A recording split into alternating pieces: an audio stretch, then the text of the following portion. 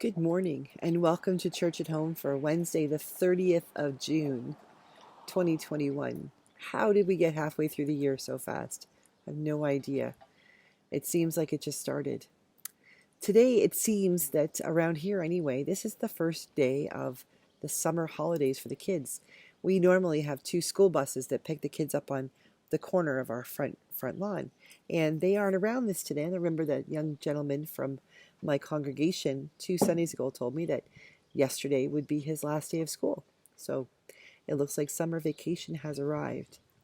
And that brings me to thinking about, what does summer vacation look like when your whole year has been so messed up with online learning and in-school learning and all of that stuff. And it made me start thinking about my own summer vacation and what summer usually looks like for me as a priest. I remember when I was first ordained a deacon. I was ordained on the 13th of May, started my position on June 1st, and a fellow seminarian who had been a year ahead of me, Megan Collingsmore, she said to me one day at what we called potty training. It was awful, a very derivative word for negative way of speaking of this, but we were sort of the first 2 years you were ordained in the Diocese of Huron for a while. You would gather together with senior priests to talk about how to do things and learning and mentorship and things like that. And I remember our first meeting in June, which was the last meeting before the summer, of course. And she said to me, she pulled me aside, we were talking about something, and she said, you need to not feel guilty about being quiet during the summer. Just as you're about to start your ministry and you're gung-ho and excited and ready to do everything, everybody else is wrapping up for the summer and getting ready to go on holidays, and they don't want to have vestry meetings or parish council meetings. They don't want to have Bible studies and book studies. They don't want to have lots of activities at the church. They simply just want to have Sunday worship and to be gentle with themselves and have permission to play for the summer. And I remember thinking, oh, what's she talking about?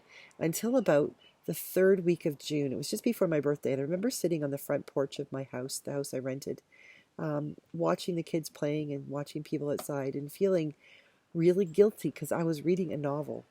I think it was like a novel by Wally Lamb or something. It was just a massive novel. And I'm sitting outside with a cup of coffee and reading my book and thinking I should be working.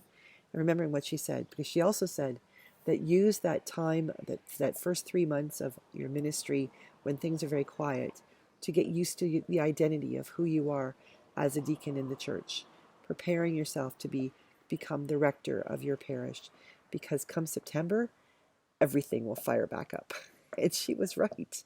That 3 months that I felt so guilty because nothing was really going on except bulletins and writing prayers and writing sermons and the occasional visit and a couple of nursing home services were really quiet. But then once September came, everything ratcheted up and was busy, busy, busy. And I really learned over the years to appreciate her wisdom. And looking back over the past year and a half, especially for me since September, not quite a year, but since we moved to Wainwright and I came back into parish ministry mid-COVID, there has been a very weird sense for me, who has a good, strong Protestant work ethic. You get up in the morning, you work all day, and you work, prepare for work at night, and you get back up in the morning and work some more. There's been lots of weeks where there's been lots of work. When we were taping services, writing 3-4 sermons in a row, writing the prayers, preparing the scripts, calling people, getting them organized to come in and to be readers or to participate in the tapings of liturgy. And then, of course, the taping of liturgy themselves, and then Rob editing and all that work. And then the following week would be like, okay, so liturgies are done for a few weeks. There's some phone calls to make, there's some letters to write, some emails to catch up on. What do I do? And sort of feeling like I'm slacking off. And then realizing that no, it's like the summer. You're not slacking off. You're doing the work that needs to get done. It's just being done parceled in different times. One week you're working 60 or 70 hours. The next week you're working 20. It all balances out in the long run. I'm thinking the same thing should be felt, though, for kids and for teachers and people who are able to take some time this summer, especially as we're reopening.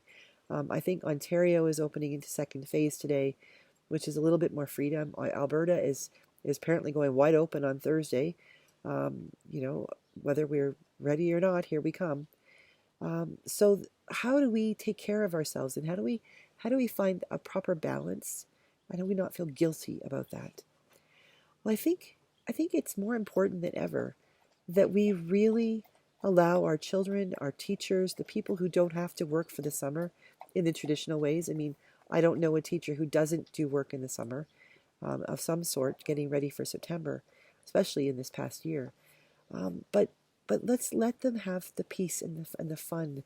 Let's let our kids rip around the yard and play basketball with their friends, or veg out on the couch and just watch TV that doesn't require zooming or answering questions or permission to go to the bathroom. I'm not a big fan of screen time for kids in the summer, but the fact is that screen time has become such a labor and a chore for our children. Maybe they need to just watch a good Batman movie or a cartoon, or maybe Zoom with friends who are far away if that's what they want to do. But let them get outside and go swimming and run through the sprinklers at the splash pads. And another plug here for the Edgerton splash pad. We've got one in Walmart, in Wainwright, just a couple blocks away from me. But Edgerton's working on getting one. So the sooner they raise the money, the sooner they can build it. So if you'd like to make a donation to the Edgerton splash pad, please let me know and we'll make sure that happens. Okay, end of advertisement.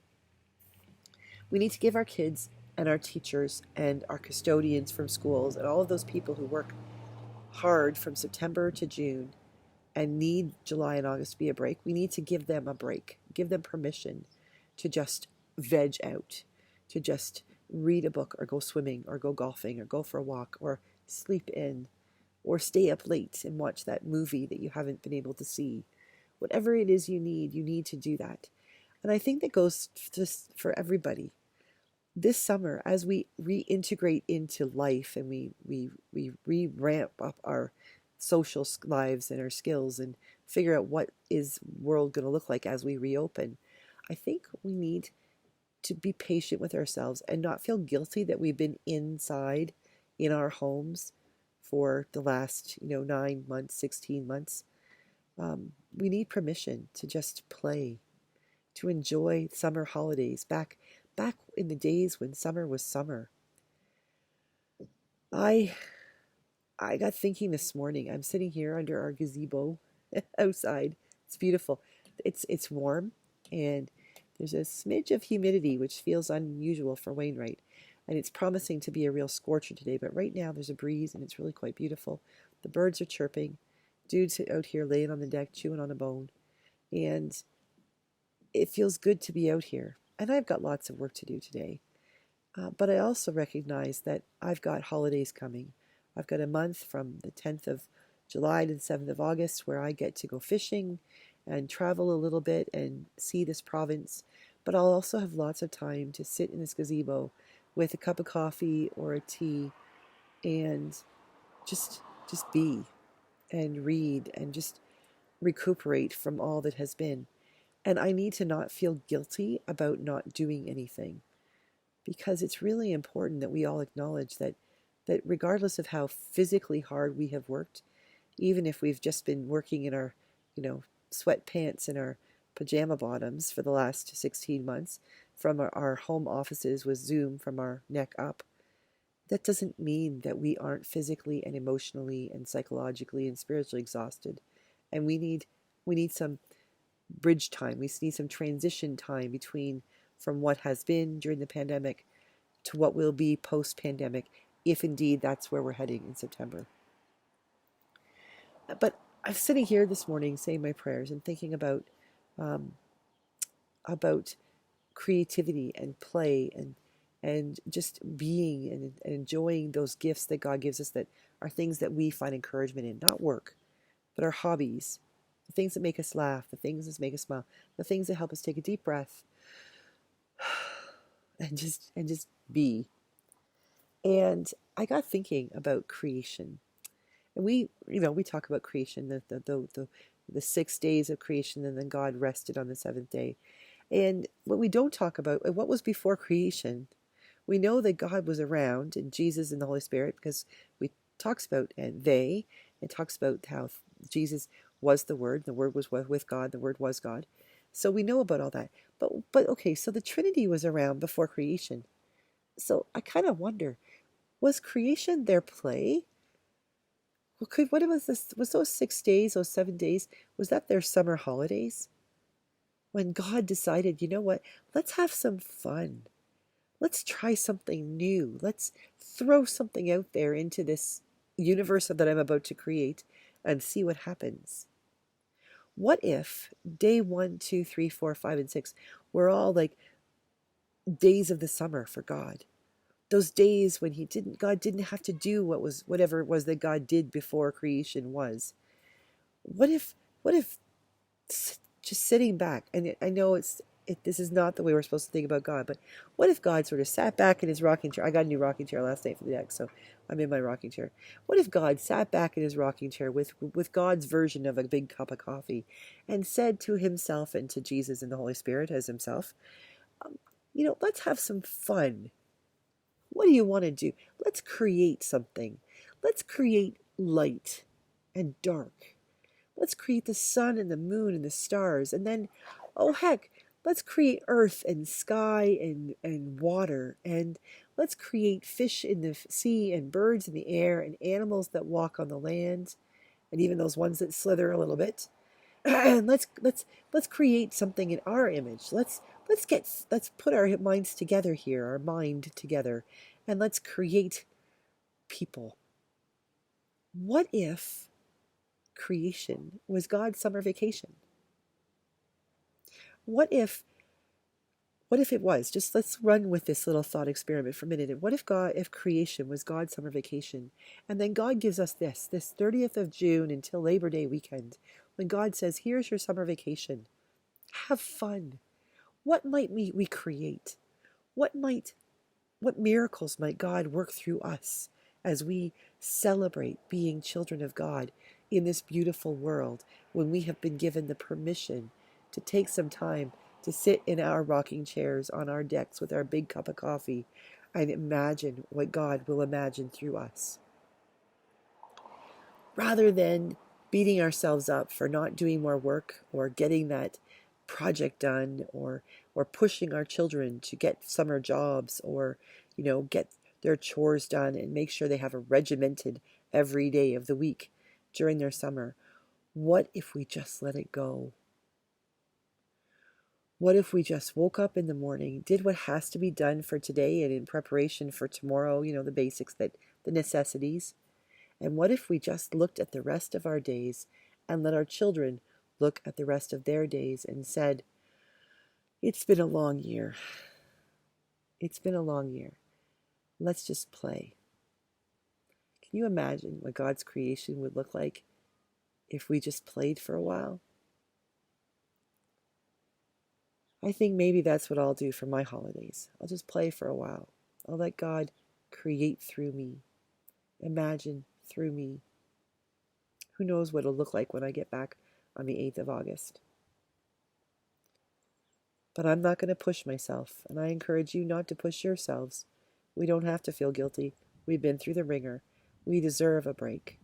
We all need a chance to recuperate, to refresh, to sit on the deck, smell the fresh breeze, listen to the birds, play with the dog, read a book, write a poem, paint a painting, plant a garden. We all deserve time to just create. So, think about that for a bit. What if creation, those first 7 days, were God taking a break, having some summer vacation, and playing? Give that some thought, and I'll be back tomorrow to talk to you on Canada Day. I'll probably be talking about what does that mean in this day and age this year. But I'll leave that for tomorrow. Have a great day, everybody. God bless.